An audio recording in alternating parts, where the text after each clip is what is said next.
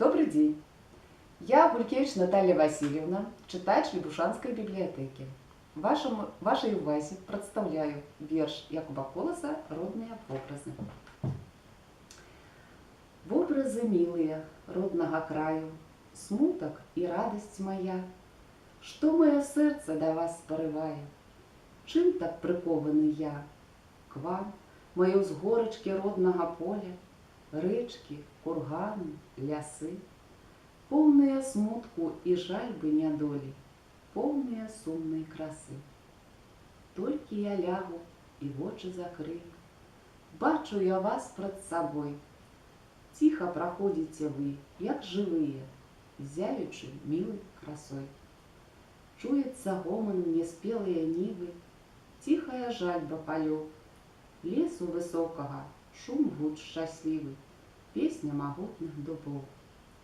В образы милые, в образы смутные, родные вёски и люд, песни тягучие, песни покупные, бачу и чую вас тут.